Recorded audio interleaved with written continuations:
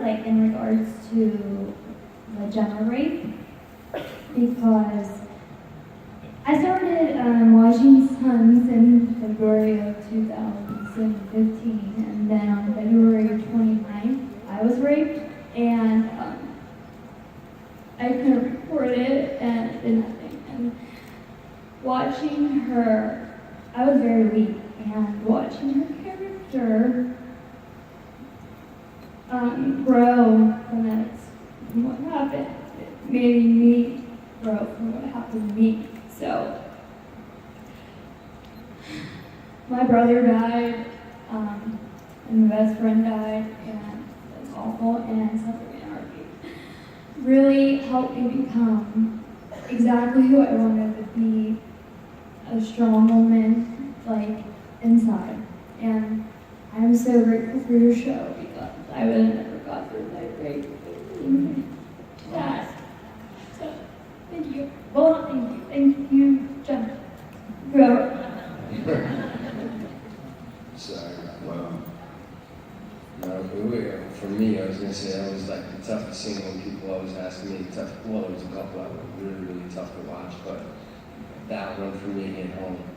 And, you know, I tried with a friend of mine doing a documentary on untested rape kits to make more awareness of all the, you know, untested ones in the country, and you know, what rights you have and what you don't, and what gets thrown away after a certain amount of time. And there's just a lot to it that a lot of people don't know, but it's, you know, the whole thing is really sucky. I'm sorry, but I know Mariska Hargitay took it and actually put it out there and is, you know, making a stance on it, put it up on the website and everything like that. But, you know, I don't say I'm sorry. And I'm glad the show got through. That's awesome. You know, it's probably. Well, I think you're very brave, and we're proud of you. That's huge. I'll tell you that. That's huge. That's a very good stepping tip, and we feel very honored that you felt comfortable enough to share it with us. That's awesome. I'll tell you, man, my whole, I wrote a book, I'm selling it at my table,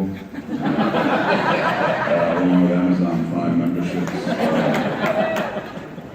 I'm selling it, I'm not charging tax, so you might want to buy my book from me rather than going to fucking Amazon. Rip off motherfuckers. Anyway, you know, I'm at the point now where I'm I was always had mixed feelings about being an actor, you know, is it romance work, is it, you know, it's like, what kind of ways I can make a living. But I'm at the point now where I realize the amount of tough times certain movies have gotten me through, and I realize that the storytellers are the things that give us all sort of a sense of community, in the sense that we're all not in this alone, and we're all just living shared experiences. Some of them are very bright and wonderful, and some of them are very deep and painful, but they help us.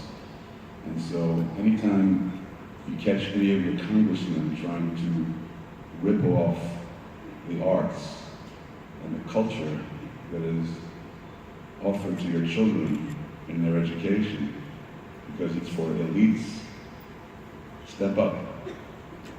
This is the reason why we are the United States of America. We inspire the things that tell us how much we're all bonded to one another.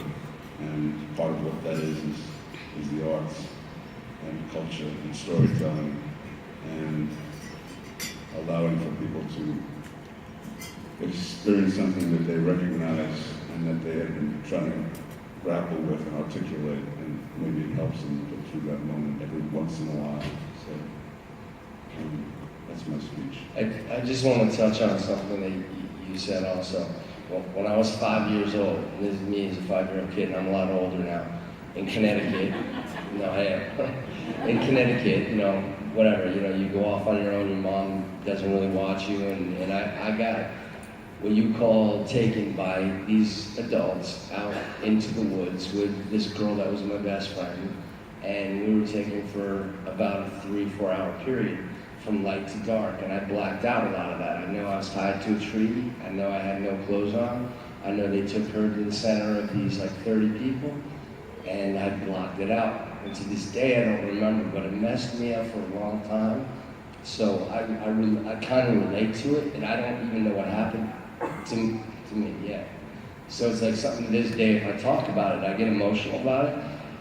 But life goes on, you know, and I try to, again, filter whatever I can through the arts of the characters, you know, and like on Bates Motel, I played a guy that was a rapist, you know, who raped his sister, you know, but then to me I had to change the whole backstory to make it similar to mine. And my best friend is a girl that whatever happened to her, I found out later on in life when I went back to Connecticut, when I was living out in California, he was a child molester, so things happened to her. And she did things with me that, you know, again, a 5-year-old shouldn't know.